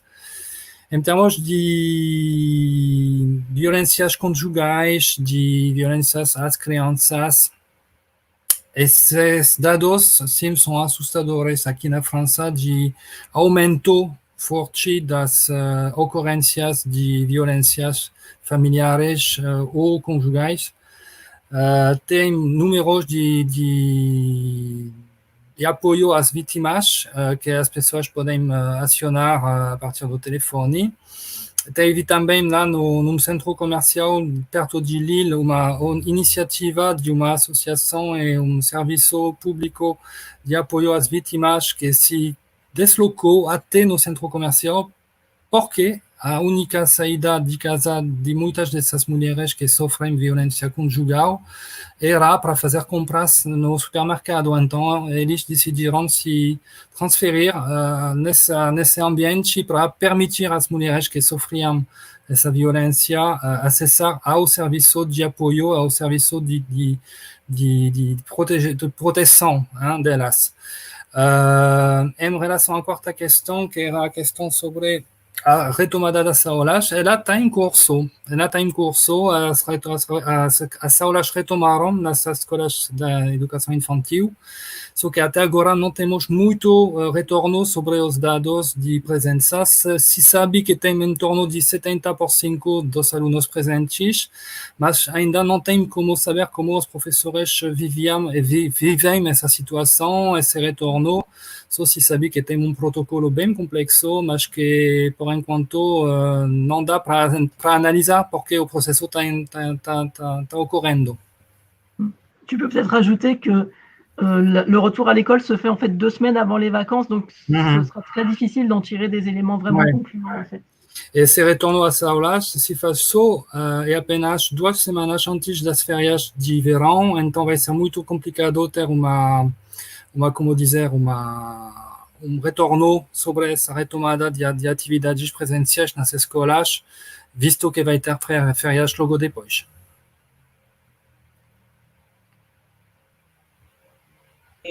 Xavier, só lembrando que nós temos uma enquete para as pessoas acessarem, por favor. Os certificados serão também entregues, mandados para as pessoas que se inscreveram. Nós temos mais de 1.700 pessoas inscritas, em média tem participado mais de 500 que entram e saem, mas tem essa quantidade aí de pessoas inscritas em vários lugares, tanto do Brasil como de fora, várias universidades brasileiras participando e tem a certificação. Nós estamos hoje no último dia, temos ainda às 14 horas e às 16 horas outros diálogos, e temos depois um encerramento cultural, que está todo mundo convidado aí para participar também. Alors, Julie, donc il y aura des certifications, ce qu'ils appellent certifications, c'est des certificats, on va dire, qui seront remis aux participants. Donc, tu l'auras en tant qu'intervenante, pardon.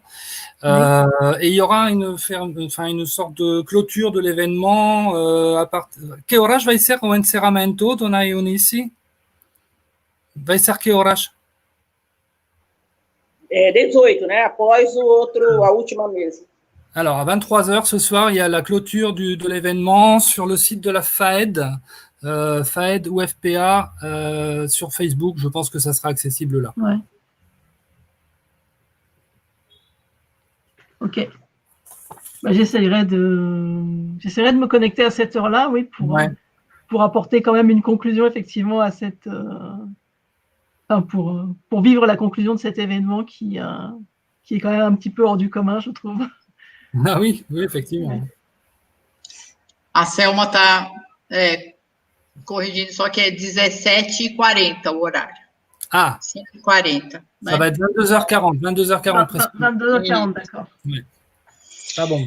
Bem, aí então vou voltar com as questões, que é uma delas é sobre o retorno às aulas, às atividades presenciais no ensino superior.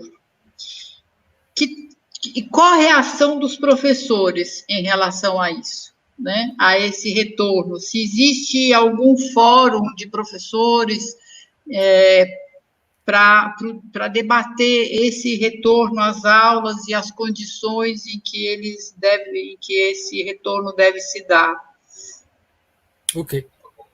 E ainda uma questão que é importante, assim, se todos os alunos os estudantes, se eles têm acesso às tecnologias necessárias para acompanhar as atividades remotas. Alors, deux questions. Est-ce que, premièrement, les professeurs, comment est-ce qu'ils voient le retour probable ou possible ou envisagé en tout cas des cours présentiels qui a priori seraient aux alentours de septembre, d'après ce qu'on a comme information? Est-ce qu'il y a un forum de professeurs, un groupe de professeurs qui s'organise de manière à pouvoir discuter cette reprise, de ces modalités?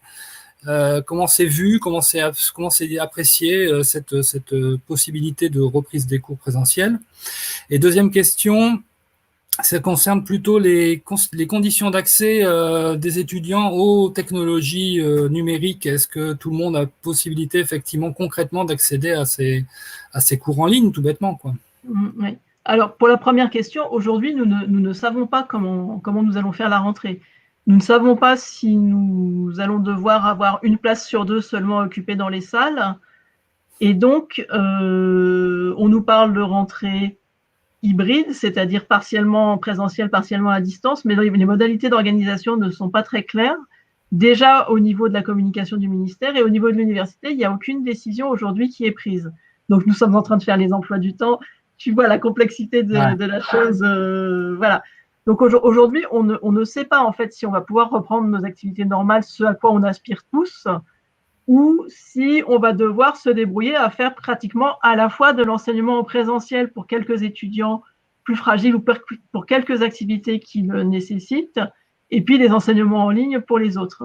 Et du coup, c'est l'objet d'une réunion pédagogique qu'on a eue ce matin avec quelques collègues. C'était une réunion où on était sur la base du volontariat, mais voilà, on est vraiment en plein questionnement et c'est très inconfortable. Donc, tu peux peut-être traduire ça déjà, puis après, je parlerai effectivement des problèmes numériques. Então, teve essa manhã uma reunião sob base de voluntariado, uma reunião mais ou menos informal de professores para saber como ia se dar esse retorno às atividades presenciais. Só que, na verdade, até agora, a universidade, bem como o Ministério da Educação Superior, do Ensino Superior, não dão informações bem claras do que vai ser e como vai se dar esse retorno às aulas a partir se pensar em torno de setembro. Se fala de uma retomada de atividades híbrida em termos de atividades presenciais e ao mesmo tempo à distância. Difícil saber como vai se dar nas salas de aula, se vai ter que liberar uma cadeia, uma carteira de 2 para ter distância entre os alunos, como vai se dar para aqueles mais frágeis que precisam de ter uma atividade presencial, ou é complicado ter uma informação bem clara, e até agora as agendas e as planilhas de aulas são feitas em cima de hipóteses et non de realidades concrètes. Donc, concernant les étudiants, on a eu effectivement forcément certains étudiants qui ont rencontré des difficultés. Alors, pour information, l'université a essayé de recenser les étudiants qu'on a appelés en France étudiants empêchés, donc notamment les étudiants qui n'avaient aucun accès à du matériel numérique. Mais les conditions pour avoir ce statut d'étudiant empêché étaient sans doute trop strictes, ce qui fait que seulement 123 personnes au total sur toute l'université se sont déclarées étudiants empêchés, et je crois sur les 123, une cinquantaine pour vraiment des raisons d'incapacité d'accès au numérique. Il est évident qu'il y en a eu plus en fait qui étaient touchés. Donc il y a 2 problèmes en fait. Il y a le problème de l'accès à un ordinateur. Quelquefois, dans les familles, on se partage l'ordinateur. On n'a pas forcément tous accès à un ordinateur, même si, quand ils sont en cours en présentiel, beaucoup de nos étudiants en ont. Et puis, il y a le problème de la connexion. Beaucoup d'étudiants ont une connexion limitée. Donc, par exemple, si on fait des cours en visioconférence, ça leur consomme beaucoup de connexion.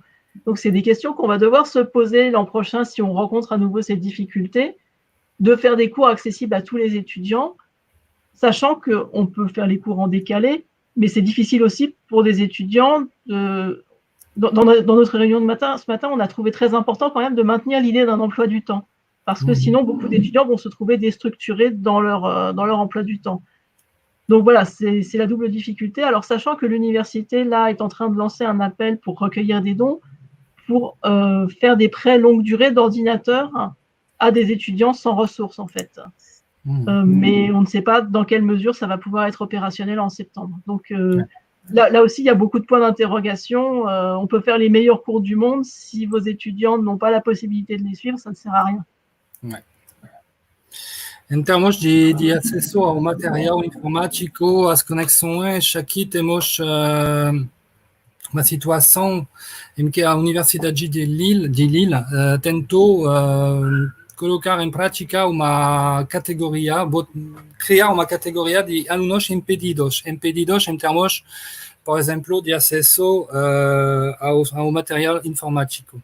Só que as condições para ser declarado impedido eram tão estritas, difíceis de acessar, que muitos deles que tinham problemáticas desse tipo não entraram na categoria e não tiveram acesso a empréstimo de computador que era proposto pela universidade. São apenas 53 alunos de 67 mil estudantes da universidade que tiveram acesso a essa ajuda. Só que se sabe que, na verdade, na realidade, tem mais estudantes do que isso que tiveram problemas de acesso, por exemplo, por conta das conexões limitadas. Eles pagam uma assinatura para conexão à internet, mas que é limitada em termos de quantidade de dados. Então, quer dizer que quando se faz uma videoconferência, uma aula por videoconferência, se consome muitos dados e muito da quantidade mensal que eles têm direito. Por isso, tem que pensar como fazer essas aulas no ano que vem também, a partir de outras possibilidades, talvez aulas em tempos, como dizer, destacados do momento de aula mesmo, mas também os professores nessa manhã, durante a reunião deles, pensaram que era bom conservar a ideia de uma agenda semanal de trabalho dos estudantes, que não sejam, sobretudo, as aulas, coisas soltas, sem como dizer, um esqueleto de organização. Tem que ter mínimo de momentos em que as pessoas se reencontram até à distância, mas pelo menos compartilhar momento de formação bem claramente. Nós já estamos caminhando para o encerramento desse diálogo. Queria dizer que nós estamos recebendo várias mensagens de agradecimento, né, de exaltando a importância. O Xavier também elogiado pelo intérprete. Queria dizer que o Xavier foi aluno do Instituto de Educação, né, Xavier, em 2017, é isso? Depois ele está fazendo mestrado hoje na França. Então, a professora fique à vontade para o encerramento, né, para as considerações finais, com sugestões, com recomendações. Eu quero agradecer a minha participação e a participação de todos. Foi um momento muito bacana para a nossa formação. Esperamos nos encontrar novamente, né? Agradecer a todo mundo aí. Alors, on va commencer à aller vers les conclusions, les considérations finales, avec les remerciements donc de la part d'Eunice-Idea à tous les participants, à Julie évidemment, à ses collègues. On peut commencer à envisager de parler de suggestions, de recommandations, de vœux aussi, de choses qu'on aimerait voir se réaliser à partir de cette réalité de la pandémie et de l'université. Alors, déjà, je me joins aux remerciements. Je remercie vraiment toutes les personnes qui ont pris du temps pour assister à cette conférence et les organisateurs. Et je te remercie, Xavier, pour ta traduction. Je pense que si on devait tirer quelque chose de cette pandémie, et je pense que les questions des médiatrices allaient dans ce sens, c'est une attention aux personnes qui sont dans des situations de plus grande fragilité. Voilà, ce sont des situations qui sont plus répandues qu'on ne voudrait bien le croire. Je pense qu'en France, on a beaucoup une image un petit peu romantique de l'étudiant de l'époque où il n'y avait que les fils de les classes les plus aisées qui étudiaient. Aujourd'hui, dans une université qui est massifiée, où il y a 3 millions d'étudiants en France, les étudiants viennent de toutes les classes sociales et peuvent effectivement très vite rencontrer des difficultés. Donc, je pense que ça doit vraiment renforcer notre attention à cette diversité du public, à sa fragilité. Et je pense aussi que ça peut être une opportunité, malgré tout, de réfléchir pédagogiquement à certaines formes d'enseignement, même si je pense que étudier à distance, ça doit pouvoir rester un choix, et que effectivement, on doit pouvoir assurer aux plus fragiles cette présence et cette présence réelle des enseignants qui est fondamentale en fait dans leur cursus. Et puis cette coprésence des étudiants entre eux. L'université, c'est un endroit où on fait connaissance, où on se fait des amis, où on confronte des idées. Donc, voilà, on ne pourra pas conserver l'esprit de ce qu'est une université pendant très longtemps si on est obligé de se confiner malgré tout. Même si on a pu y apprendre des choses, moi j'aspire vraiment à un retour à la normale. Et malgré ce que j'ai dit sur les colloques à distance, j'aspire un jour à rencontrer en vrai mes interlocuteurs aussi. Então, a Julie estava juntando a professora Eunice Lea para agradecer. Ela gostou muito do momento passado com a gente aqui, respondendo às perguntas interessantes sobre essa realidade que agora faz parte da nossa vida, da pandemia.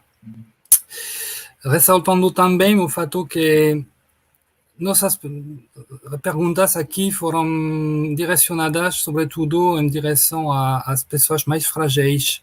E isso é uma realidade que temos que tomar em consideração, que a pandemia atinge, sobretudo, as pessoas que saem um pouquinho da visão romântica do estudante filho de papai, em termos franceses da expressão, das classes mais abastecidas, que agora temos nas universidades francesas muitas pessoas que são oriundas de classes mais populares e que essas pessoas vão sofrer mais facilmente as consequências de uma pandemia como aquela que estamos passando. Essas pessoas vão sofrer mais facilmente da precariedade, vão sofrer mais facilmente da ausência de aulas presenciais, da ausência de socialização, e que isso tem que ser, esse ensino à distância de que falamos, tem que ser uma escolha, não pode ser uma simples imposição, é a única via, é o único modo de ensinar e de aprender. Essa modalidade de ensino à distância pode ter bons aspectos, como a gente falou aqui, mas tem que ser também ressaltado o fato que a socialização é muito importante, e a professora Julie estava dizendo, concluindo a fala dela, que ela gosta da ideia de ter um congresso, um seminário à distância de nível internacional, como ela falou, mas que também ela não vê a hora de poder abraçar os seus colegas e de trocar ideias com eles, como fazemos estudantes também, para quem essa universidade é um lugar de fazer amizades, de fazer novos conhecimentos, de trocar ideias em torno de uma mesa, de um escritório, e que isso não se pode, como dizer, esquecer que essa dimensão da proximidade física é muito importante.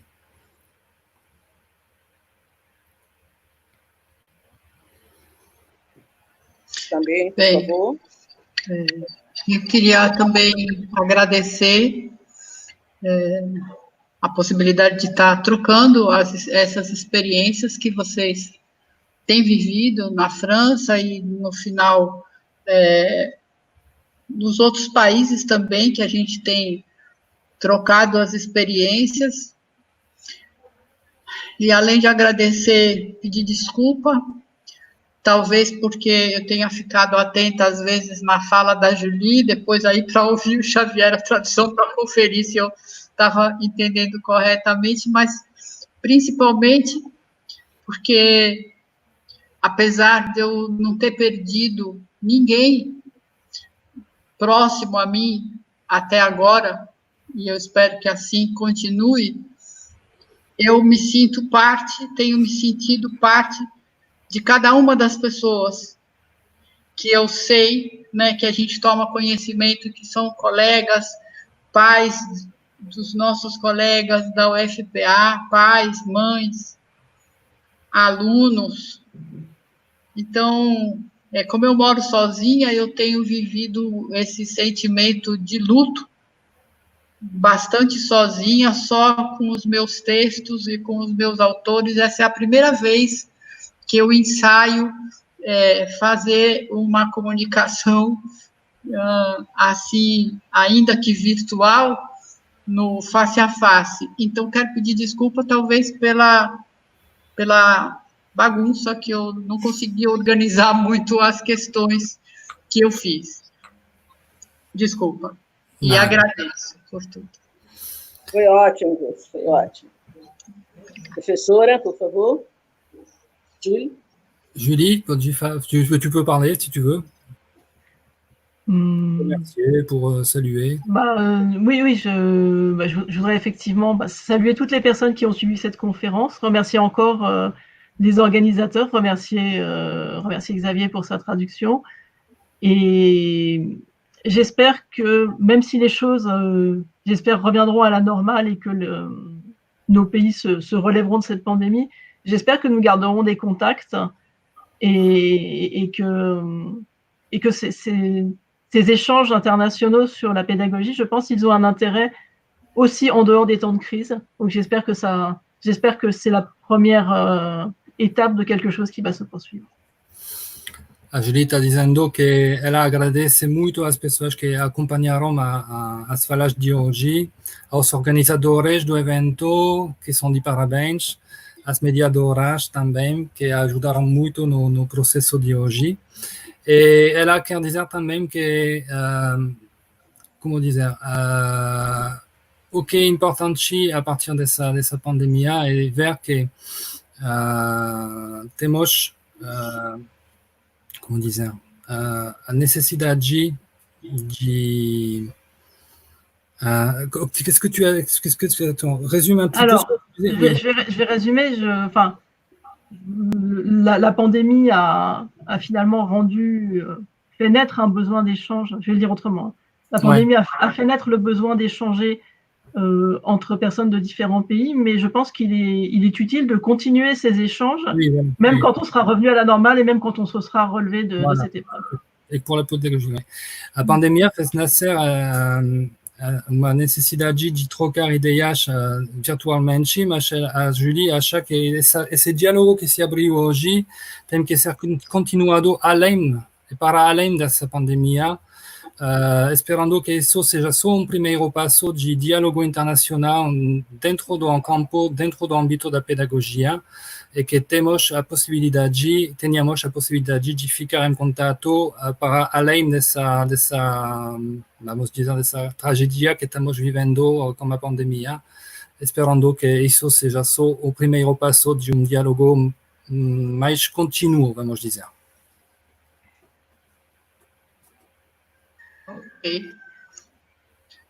Eunice, Xavier, brigadíssima, Xavier, pela tradução. E então a gente se despede e se encontra de novo para o próximo debate às 14 horas. Ok? Isso. Ok. Obrigada. Obrigado. E mais tarde, no final da tarde, para vocês da noite, né, a nossa atividade cultural. Ok? Obrigado. Obrigado. Tchau. Até outro dia. Tchau. Você vai fazer a outra tradução? Não.